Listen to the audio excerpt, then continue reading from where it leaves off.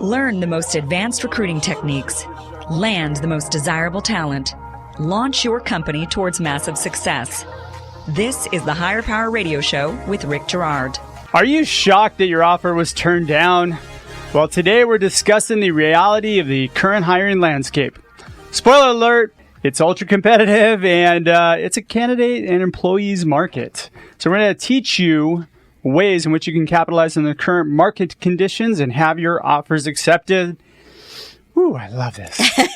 Today's quote: you can design, create, and build the most wonderful place in the world, but it takes people to make that dream a reality. Any idea who said that, Miss Kathy Dawson? Sounds like Walt Disney to me. Super smart. I have the smartest guests ever. They all know the answers.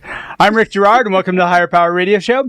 Our mission is to provide proven tactical solutions to solve your company's most difficult hiring challenges. We share insights from top-performing entrepreneurs and industry experts like our guest today, Miss Kathy Dawson, who's the CEO of Dawson & Dawson, Inc. Kathy is the firm's nonprofit liaison. She's also a great chair dancer and oversees the executive and retained search, temporary and contract staffing business development practices of the firm. What sets Kathy apart is an innate ability to develop long-term, growth-oriented strategies and to make lasting placements as if it was her own firm. She's a well-known speaker, trainer in the industry, as well as a highly sought-after talent acquisition expert, which makes her a fantastic guest for today. Boy, I had a couple typos there. My bad. So, Kathy, welcome to the Higher Power Radio Show today. Thank you, Rick. I'm so excited to be here. I'm excited to have you. So, here's what we're going to cover today. We're going to talk about the current talent landscape. Mm-hmm. Then we're going to tell you where your company is screwing up. Why you lose great hires. And we're going to teach you how to take advantage of the current market to land great people. So let's dive right in. What is the current landscape? Let's talk a little bit about that. Well, let's see. What is the unemployment rate right now? I think most of us know that it's lower than it's been in 17 years. Right. 3.9, 2.9 in Orange County, so 3.9 nationwide. And so they say 3% of that is unemployable. So that's the landscape today. So we have 0.9% of the people that are actually employable. That's exactly right. So that's not a very good number for our employers. No, it's not a very good number at all. So you have a 0.9% chance of finding a person through your own means. Yes. The other part of that... Or in Orange County, you have like a minus 0.1, right? That's true. Very true. Yeah. The other part of the landscape is that 51% of the people that are currently employed, guess what they're doing? They're looking for jobs. Yes, on our dime as employers. Yep. Isn't that great? Yeah. We talk about engagement quite a bit, employee engagement. And then what's interesting is that when I throw that statistic out, a lot of times employers are going to be like, not my company. True. No, 51% of your employees are probably looking. Yeah. I do the same thing. I'll be in a meeting and I'll say, just imagine half of the people here, whether they want to admit it or not, are actively looking at opportunities and they come their way. That's a big number. And we want to make sure we're protecting ourselves, right? Way to throw a stick into this, folks, there. Look, Mr. CEO, half your staff is looking right now. Well, it's probably higher if you're a bad CEO. Exactly. No. I would assume so. That's just the average. And then they say there's been 6.6 million jobs, and literally in the U.S., they go unfilled. That's a lot of jobs that go unfilled. Yeah. So what do you think happens with that? We, the people that are currently working, have to absorb those jobs, right? So it's a big challenge for companies to hire the right people and to make sure that they're giving themselves a fighting chance. Just to add on top of that, 71% of the population is disengaged in their current roles. Yes, indeed. So you have that disparity. You have another 20% that aren't looking, but they're also not given optimal performance. Right. That's absolutely right. Unengaged employee is taking money like stealing from us. It's the same thing as I see it. God, I feel like we just got robbed. We could have, and we will. I mean, lots of companies have that issue. Yeah, definitely. All right. So now that we know how screwed you guys are, let's talk about where you're missing the mark. I see a few things as far as why companies are having a hard time hiring. And I hear this all the time. I can't find people. True. Very true. Well, you're not looking in the right place. Mm-hmm. Agreed. So where do we look? You want me to answer that? Yeah. I thought maybe you're going to give that. So where do we look? Everywhere is the answer to that question. You can always answer. Excellent. Perfect. I love you. I knew I would. Anyway, now you need to look everywhere and everywhere everybody else isn't looking. So what I usually recommend to my clients is that they take a look at where their workforce population, the most successful, the most productive are coming from. And then you try to duplicate that success. So it depends on what level you're hiring for, of course. But if you're hiring manufacturing workers, light industrial, you want to try to get to that workforce. Middle management, clerical, secretarial, executive search, all the same. Where do they come from? Where do they hang out? And then, posting ads, doing those kinds of things are ways just to gather as much, go wide versus deep, right? I know it's painful. You just made me cringe. I hate going wide. I agree. Because we have two different, search methodologies. I mean, I guess for the masses, when you have scale, you have to do that. But to me, that just sends shivers down my spine, and my eyes start to roll back in my head, and I start to drool on myself. Yes, because it's an awful lot of work that's not really necessary if you really know the quality of the candidate and where they hang out. Well, here's my point, though. If we're at 2.9% unemployment rate, what are you getting off job boards or off postings? You're not. That's exactly right. So you're better off investing that money into somebody to actually do that work, to go out and engage people. Absolutely. Well, to say nothing of what your real job is, right? No. So a lot of times we engage with HR executives and they're just so happy to have us because they have so much else to do. Oh, yeah. And literally they're rated good or bad if they hire the right people, but they aren't given enough time to do it. So, as being a recruiter for so many years, it takes a lot of time. It takes at least a week just to figure it out. 100%. That's 40 hours. So when are they doing their other job? And God forbid they change the spec halfway through. Oh, yeah. Well, that never happens all the time. That never happens. Another joke.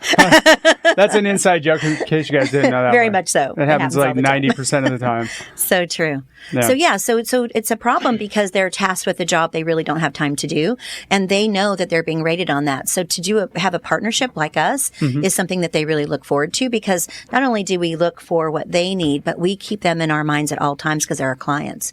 So they like that relationship. They like us digging deep and like us always having candidates ready at the helm when we know what they're looking for. So finding people and finding out where to find them from is a mystery into all of itself. But the reality is taking successful, proven track record people in your own organization that have really succeeded is really the best way to backscale that. Well, and also utilize your referral network. I mean, every person that you have that's working for the company that should have 2 to 3 other people. Right. And here's the thing. It's really important to look outside of the actual skills and look for transferable skills. Oh, yes. Because in this market, that's how you're going to get the right person. Absolutely. And there's a lot of people that are in your organization that are their butts are in the wrong seat. Exactly. So get them in the right seat or replace them. Yeah. So bringing people in from the outside to do that is what is more normal these days than it used to be. Yeah. As you know, I've been doing this for 36 years. So back in the days when there weren't any computers is when I started. You got me beat by like 10 years. Is that it? Darn. We didn't have them either. Well, actually, I had like a Windows 95. Oh, lucky you. You actually had a keyboard. Wow. It took me like 4 years to get it. Oh, my gosh. I remember when our receptionist was the only one in our company that had a computer. It was crazy. But technology has advanced a lot of things, but it's also made some recruiters very lazy. Oh, yeah. And so what happens is they post ads, think they're going to get the hire, and it doesn't work. So that's the challenge. Where are we missing the mark? We are missing the mark on the candidate process and flow, in my opinion. So most of my companies, I would say 90%, do not have a structure in place that I think is going to help them get through this tight marketplace. So what I mean by that is, again, the running the ads, onboarding people. I went to visit a company, credit union company, very large, and they were not onboarding their people in the right manner. They probably onboarded 10 people a month. They went to 50 a week. And the way they did that was by not doing skill assessments before they interviewed the candidate. So it was a really quick fix, but it was something that they couldn't see from the outside or from the inside. They need to see it from the outside. So the process. Yeah, but that just creates a lot of management problems. The process that you do has to be. You need to hire hard and manage easy. And innovate. Be innovative. Don't stick with old processes. Like if you say, why are you doing this? And they say, because we've always done it, you're in the wrong place, right? So you have to figure that out and you have to help manage through that. So a lot of times this VP of HR or this hiring manager doesn't have the authority to change process. It's got to go to the CEO. So this is what had to happen. It took them 2 months to get that approved, and now they're hiring 50 a week. It's amazing. So that's a good thing. They're making good hires. Very good thing, because now they're making great hires. So they just changed one of their processes to make sure that they were doing the best they could for their company. Well, skills assessments, in my opinion, are okay, but you don't want to base your whole decision on that. That is correct. Yeah, I agree with that. They don't also assess transferable skills. Exactly. That's where you have to start thinking about who this person is and what it's about. That's right.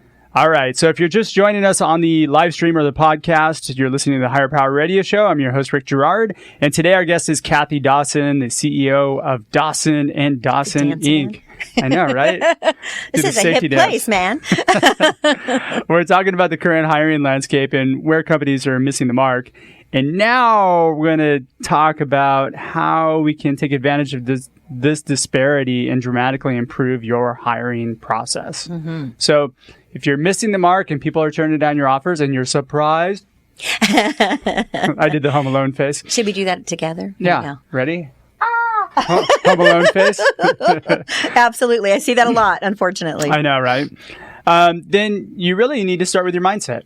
I always go back to one of my favorite episodes of Seinfeld was when George Costanza did everything the opposite of what he would normally do, and then things started working out for him.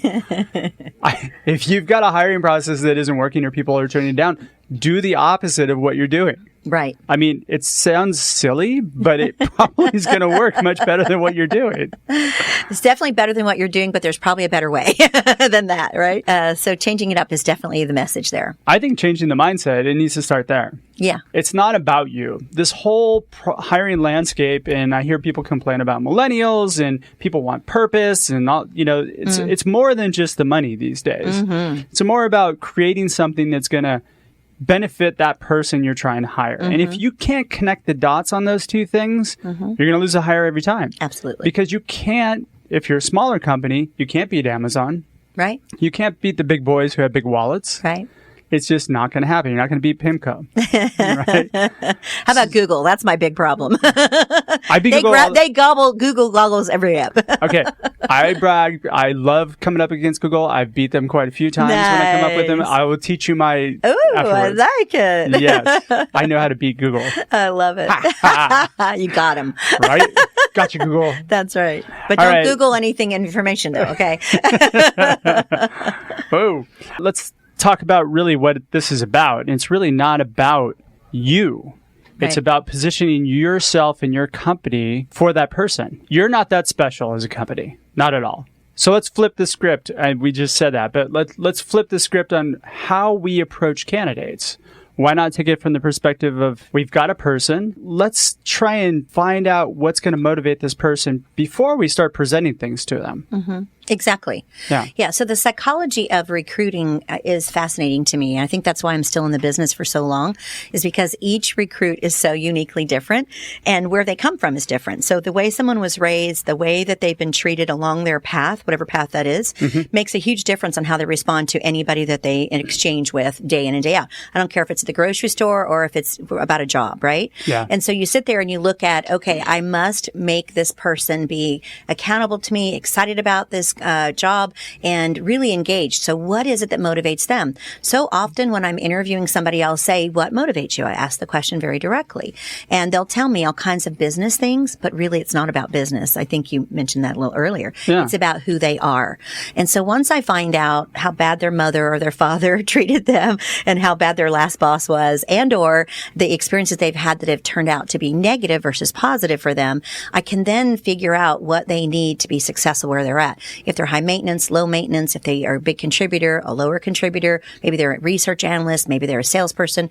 These factors that make them who they are today really make a difference of their success. But going back to their current job, you need to find out what's wrong in their current job. Why they want to leave to begin with. Absolutely. Well, and some of them don't know they want to leave. That's true. Some of them, passive candidates. Yeah, a lot of passive candidates don't know they want to leave until you have the conversation with them and then you start opening that wound. That's right. And exactly. So that should be your goal of how you engage people, is find out if there's an actual wound. And what I find is there's 3 areas where most people are dissatisfied in their current roles. The growth, there's no growth potential. the content of the work, or leadership. There's offshoots of things around there, but you can pretty much guess that one of those three are going to come up. Right. And then all you have to do is really explore it. And as one of my old mentors, Peter Lefkowitz, used to say, as soon as you open that wound, just stick your finger in it and open it up even more. Yeah. Because then they're going to be highly motivated. See how, well, no, not necessarily that, but just see how deep that wound is. Oh, I see. Is it a scratch or is it really a wound? Is it something that needs to be healed, or are they okay with it? All right. I was thinking you'd get them to leave quicker by reminding them of the things that they're not getting where they're at.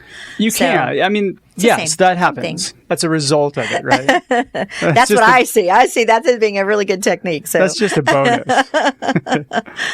Once you gather that information, now you know how to position your company. Exactly. Now you know how to position your role. You connect those dots between what you offer and what they need to heal, and boom, that's how you beat Google. There you go. That's the secret sauce. We just told you $1 million secret. Let's see, I've got 36, you got 26, so it's a lot of years. I don't advertise at 26. Okay, you got 16. Is that good? I'm 26. I'm 26 change the years. All right. This boils back down into engagement. I think this is the point that you brought up earlier. So let's talk about how you feel that it's best to engage. Well, I think once you find out if they're motivated to make a change, which is what you just identified and dealt with, then what you do is you find out, what their motivators are, and if this new company that you're recruiting for does have that to offer. I'm sure you've done many searches where you've said, you're a great candidate, but you're not right for this client. Oh, yeah. And you just keep them close, and if something else comes along, and or in some cases, if they're really good, I tell my clients that would need that kind of person, that they even exist, because they don't know they exist either. Yeah, I look for their vision or whatever they desire, right? Yeah. And a lot of times, if you present a job to them or a company to them, they're going to tailor that toward the opportunity, right? Because you always want what you don't have. That's right. And once you get it, it's not so good in some cases. But if they give you accurate information up front before you present your opportunity of the job, then it becomes a truer fit. Right. Well, and you don't want them to be selling you. You want them to be telling you the truth. No, right? I want them to be selling me. Well, I don't want them to sell me something that's not going to be reality later. Oh, yeah. I gotcha so them, I'm this, I'm that for that client. I've done that. A hunter mentality, saying a salesperson versus a gatherer. Yeah. It's clear. I call that desperate housewives mentality. Wait a minute. Those are my friends. I know. I got nothing. They're okay. I promise. You know the Desperate Housewives? Well, let's just say I know a lot of the housewives, whether it be desperate or not. I was talking about the show that was on, not the Housewives of Orange County. Okay. I know that well. I just want to make sure. Because I don't know the difference, quite frankly. Okay, well, that's smart on your part. You're doing more work on recruiting then. I have useless TV that entertains me because I have too much heady stuff during the day. I like to just relax. Now, you have your daughter, so that's I have an 8-year-old, and I haven't watched TV in probably 8 years. Okay, I watch a lot of Disney films, though. I'm sure you do. Oh, my God. Going back to... We're having too much fun here, just so you know. Rick's a great guy. So how do we get these candidates engaged? That's where we're at. Yeah, so let's go back to engagement. So what you do is you follow a process. That's what we do, and we recommend that our clients do this as well. So the process, you map out what's best for you, you have it, you check it, you make sure that your team of recruiters that are working with you are doing that as well, and you bring them all together. And as you're managing the actual contact, not emails, because we text and we email, we do all kinds of ways of communicating these days, right? Yeah. But what is the old-fashioned and best way always? The phone. The phone or in person. Or in person. Yes. That's exactly right. And it doesn't happen that often, as most of our people will be able to tell. So I believe in picking up that phone. Where we have to use a phone? I know. It's that's very archaic. Strange. And that's what everybody else is doing, right? They're doing mass emails to 200 people, hoping somebody responds. Well, that's not going to engage that person. No. That is the start of a transactional approach. That's right. And that's what's going to end it. That's exactly right. Yeah. So we do the opposite, and we recommend our clients do the opposite, and that is they have a personal touch with that person on an ongoing basis. And once they've identified that candidate is a qualified candidate for their company, then they get a hiring person, a hire above them, a level up. So you have a junior recruiter usually onboarding and trying to get candidates in. This is what you're recommending with my clients. Yeah, okay, my clients do this based on a recommendation. Okay. So then they have this second person that comes in who's looks more like a junior you and I, but they're still quite capable. And they give them you've gotten this far. We're so excited. And let me throw a spoke in the wheel here real quick. I like that term for some reason today. So what if you're a small company? Let's say you're like a 4 or 5 person company you're trying to build. What's going to be the best way for them to approach it? Well, they'll have to do it themselves, of course. All right, so let's be Home Depot right now. Okay. Do it yourself. Yeah, here. Exactly. So basically, you're in touch with that person in the beginning, and you have to qualify whether or not they're right. You already know what you're looking for. I usually develop a 5 to 10 page sort of box checking sort of process, and it's like, do they have this? Do they have that? Do they have this? Oh, that's old school. I know it is, but old school works. You are old school. You're doing the same thing. Yeah, but I'm fighting it every step of the way. Well, okay.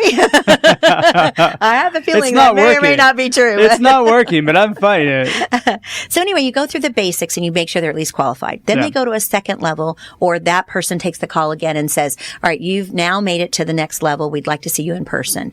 And you make it like they've achieved something all along the way. So you're gamifying it. Yes. And so what's happening everywhere else is the mass email, and they're simply saying, come in if you're interested. If you're not, we don't really care about you. And that's the tone of their voice. If they do make a phone call, usually it's an email, right?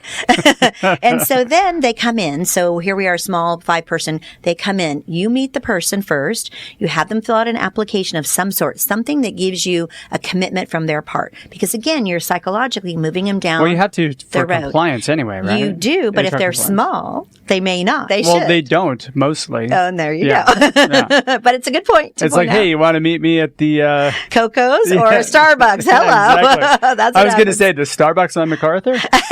That's the popular place. We see everybody there. I know. Well, anyway, so you do that. You have them do something, that they have to work for. Then you bring them in, and then once you meet with them, if you think they're qualified, then you're not the sole only person interviewing. You have a group of people interview them.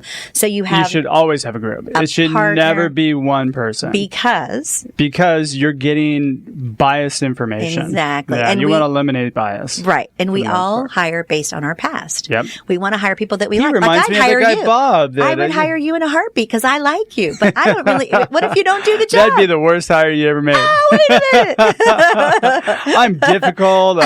Yeah. Well, the point is that you do want a collaborative approach because you may miss something. And then I never hire the first time they come. I always make them come back again, even if they've met everybody that they were supposed to meet, unless there's a flight involved or something like that. See, what's important is you're talking about you have a process in place. Exactly. And it needs to be regimented and stuck to and religiously just driven home. Yes. And all your people that are in the interview process need to be on board with it. Absolutely. And be part of it and own it. Yes.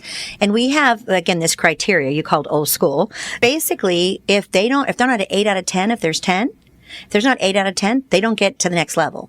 And it doesn't matter what high school or college or what football team they like. None of that matters. What matters is what are they qualified to do in this job, in this company. And 75% of a hiring decision, in my opinion, is based on culture. So you're checking for culture here. You're saying, I like to say, do the elevator test. Do you know what I mean by that? No, what's the elevator test? If the elevator gets stuck, and I'm with this candidate, am I going to be okay? Because if you don't want to be in an elevator stuck for a while with somebody, don't hire them, okay? Because the reality is you're going to have to deal with them day in and day out. And if they don't communicate like you, they panic in a situation, they start getting nervous, or maybe they don't really care about it at all. They're very kickback, surfer dude kind of guy, gal, then that's a different thing too. You'll know if they're in the elevator and it gets stuck if you want to have them on your team. And I use that quite a bit because it's a real simple sort of test. Eating a meal with them is kind of a neat thing to do too, especially at a higher level. You know how that goes when you eat a meal. Sometimes we ate a meal together, breaking bread. I was very impressed by your behavior there. I didn't see anything on your face. Yeah, my mom taught me great manners. Yeah, it's that daughter. You're trying to prove her right. No, actually, I'm trying to ruin her. You're not. I want her to be every unattractive to males. Oh my God. That's not going to happen. I'm in so much trouble. Yeah, absolutely. My daughter's 28, and I got to tell you, every day is a challenge, and it's so much fun to see them grow like that. And I have a son who's 30, and oh my gosh, great stuff. But they're millennials, so I've got my firsthand experience of them. They're millennials.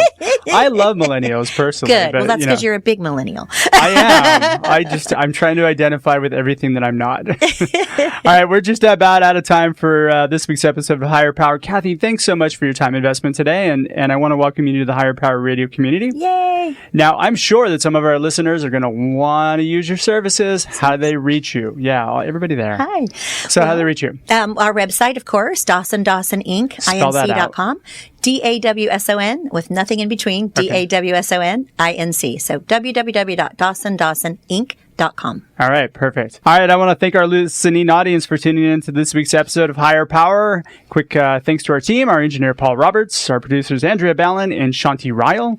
If you're listening to the podcast, please subscribe, rate, and review. Yes, we need your input and feedback to make amazing content for you. So please I think we continue got to to doing dance. so. Now we dance? Well, we're dancing in a minute here. Wow, that's like a premature dance. Well, I was thinking maybe that was happening next, but I was wrong. You can join the Higher Power Radio community at Higher, that's HIRE, Power, POWER, radio.com. And you can find us on iTunes, iHeart, Stitcher, TuneIn, Spotify, and YouTube under Higher Power Radio. Follow me on Instagram at RickGerard1. Tune in next week. Our guest is going to be author and keynote speaker Rocky Romanella. He's the founder and senior partner of 360 Management Services, LLC. I'm your host, Rick Gerard, and you have been listening to the Higher Power Radio Show. Aloha. Thank you for listening to Higher Power with Rick Gerard on OC Talk Radio.